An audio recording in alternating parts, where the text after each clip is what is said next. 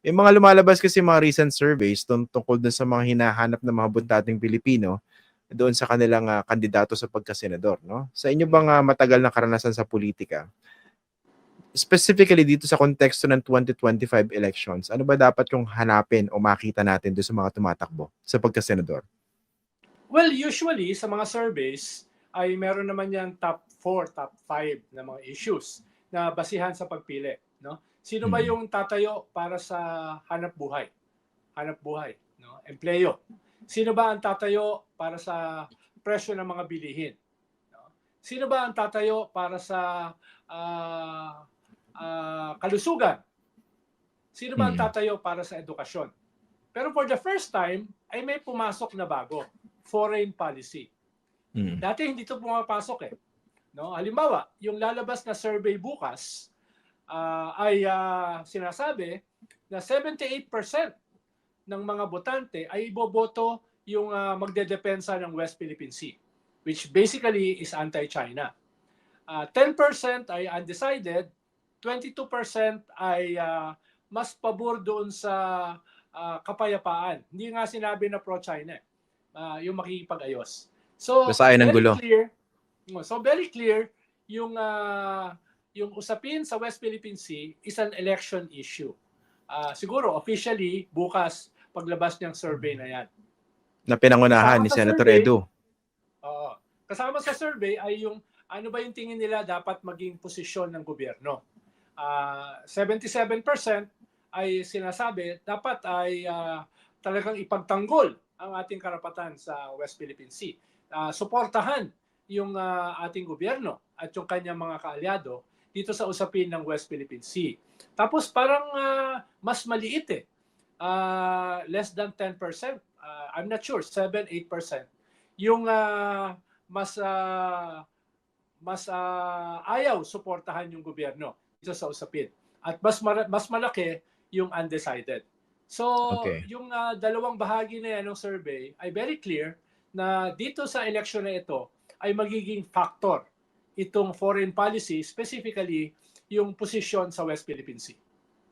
Pero kung ganun, of course, kailangan sagutin to mismo ng mga nagpa-survey, pero I'm not sure kung gaano kataas yung ranking when it comes to priorities nitong foreign policy, in particular itong West Philippine Sea. Sa atin kasi nag-uusap tayo, 'di ba, sa mga taong familiar sa issue, this should be a campaign issue clearly. Pero doon sa list of priorities ng mga botante natin, doon ako hindi sigurado kung where it ranks. Merong isang survey na sinasabi 5 to 7. Yung iba ay 5, ibang survey, yung iba ay 7 na naipasok yung West Philippine Sea as a consideration. That has never happened before. Ibig sabihin, kahit mababa siya kumpara sa mga usapin sa sikmura, no?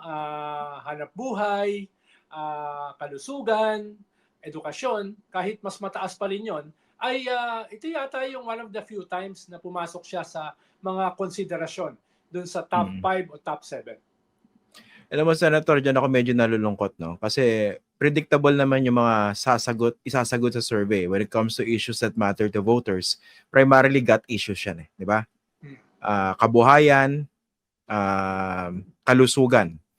Kaso, siguro nagkukulang tayo sa atin na siguro yung mga ganitong discussion sa media, pati yung mga analyst, dun sa pagpapaliwanag sa ating mga kababayan na kung ito pala yung kailangan natin, i-demand natin sa ating mga kandidato naliwanagin paano nila tayo matutulungan sa kanilang posisyon bilang senador. Hindi bilang mayor, hindi bilang presidente.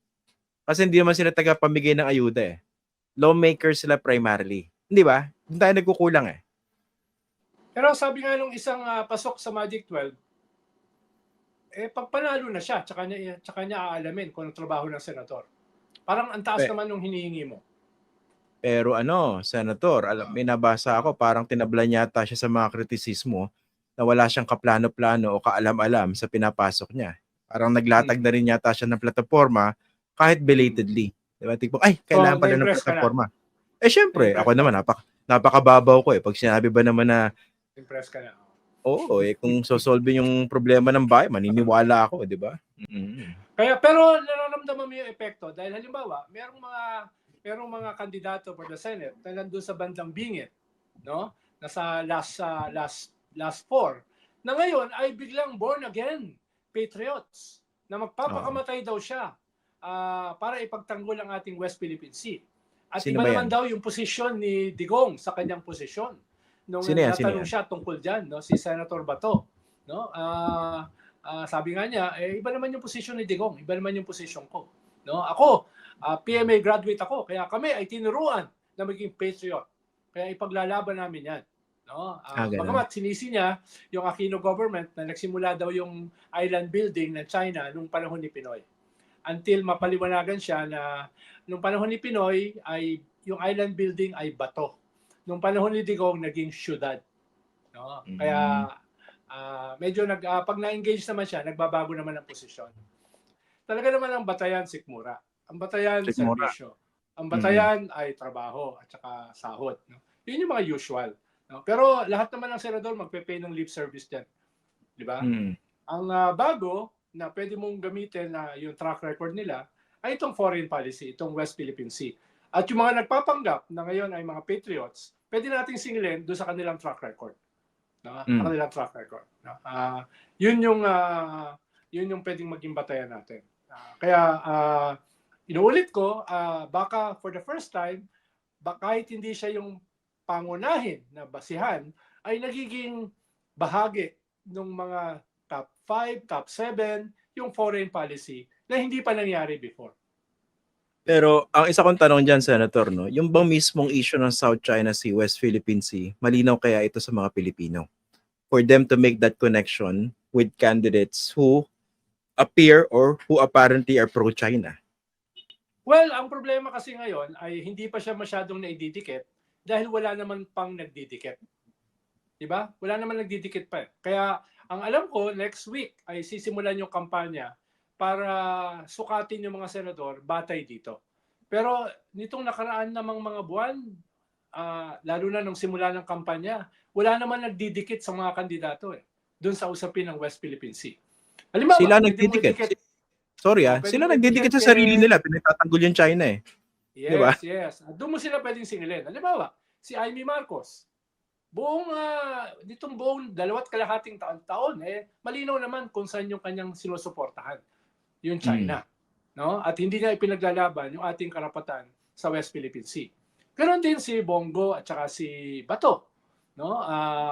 Halimbawa, nung pwedeng tahimik sila, hindi sila nasa frontline dito sa usapin ng West Philippine Sea katulad ni Digong. Pero sila yung pinakamalapit kay Digong. No? The very fact na sila ay pinakamatikit at ito yung posisyon ng kanilang presidente, ay malinaw naman kung saan yung kanilang posisyon. Kahit halimbawa sabihin ni Bato na, teka, ibahin mo si Digong sa akin dun sa infamous episode na yon na dinaga ako. Wala. Binawi ko na nga lahat ng sinabi ko eh. Hindi, ito, in all seriousness, no, hindi dinaga si Senator. Ang duda ko baka sinensor eh. Pero sabi niya, hindi naman daw. Ako naman, pag sinabing hindi, edi hindi. Ano? So yun, lalo na ngayon na medyo nagiging nabubuhay itong usapin ng foreign policy dahil nga dito sa mga actuations ni Trump. Diba? Yung nangyari sa White House kay Zelensky ay hindi limited sa Ukraine. Yan ay sa buong mundo. Including dito sa ating rehiyon na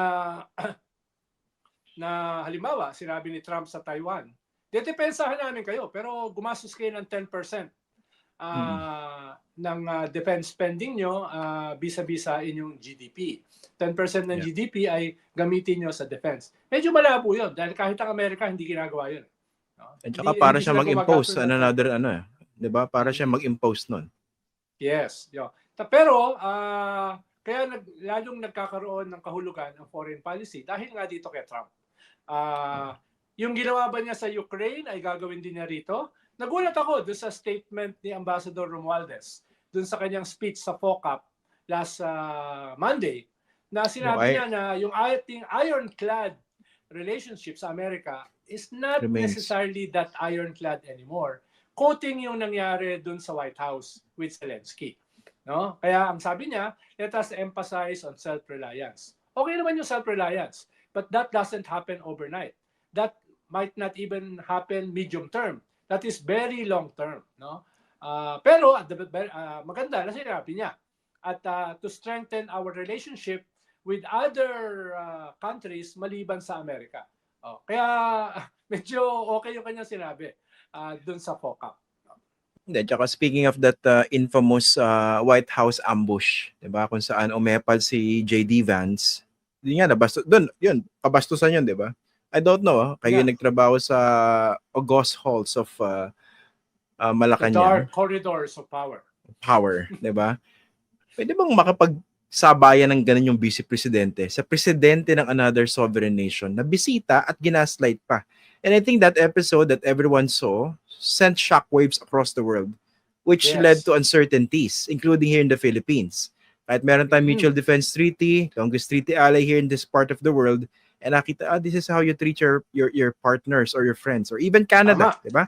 Your closest friend and closest ally and biggest trading partner, ginanon mo 25% tariff no? And of course, the overall plan was reciprocal tariff. Ibig sabihin, kung anong taripa ng isa, pantay-pantay, di ba? Anyway, so kaya understandably, talaga meron ganun uncertainty. Kaya nga hundreds of diplomats pumirma ng isang letter na wag niyo namang i-sacrifice yung ating soft power, no? Overnight na took generations para i-build. Dahil ang kapangyarihan kasi hindi lang naman niya military, di ba? Ang bahagi ng kapangyarihan yung tinatawag nilang soft power. Yung economic, socio-cultural, no, etc. At assistance, people to people.